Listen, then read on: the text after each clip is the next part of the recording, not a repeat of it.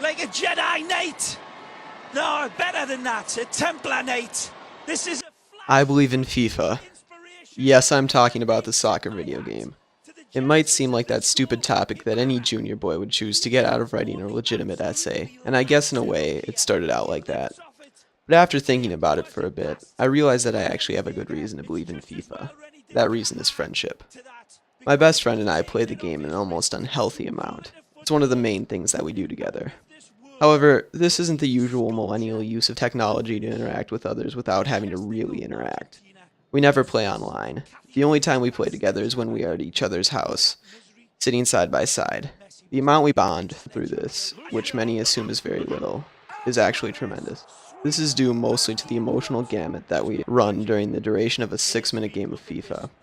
Joy, depression, hate, love, anxiety, and frustration is just the short list of emotions that we experience.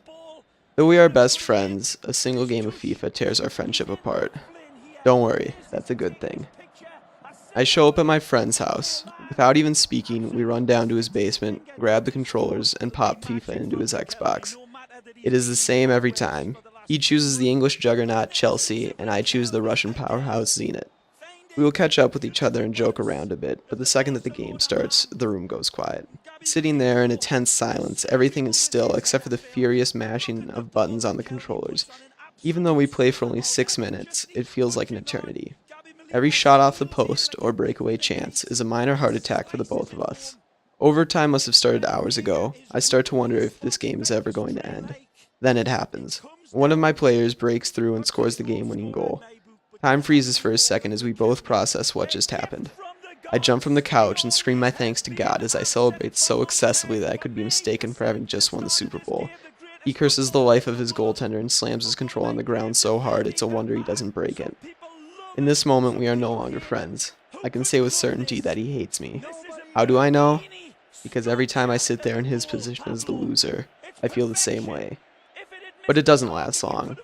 After I let him fume for a couple minutes, I look at him with a smirk on my face and ask, "Do you want a rematch?" He takes a few seconds to contemplate the proposition, but the answer is always the same. With a smile starting to creep across his face, he looks back at me and says, "You're goddamn right." And as though the first game never happened, silence falls back on the basement, and the process starts over. Friendship is like a muscle. When it tears a little, it repairs itself and becomes even stronger than it was before. FIFA gives my friend and me an easy way to tear our friendship without having to constantly steal each other's girlfriends. Through the course of a game, we experience both extreme moments of joy as well as extreme moments of soul-crushing depression. Even though we briefly despise one another, sharing these extremes allows us to bond over these shared experiences.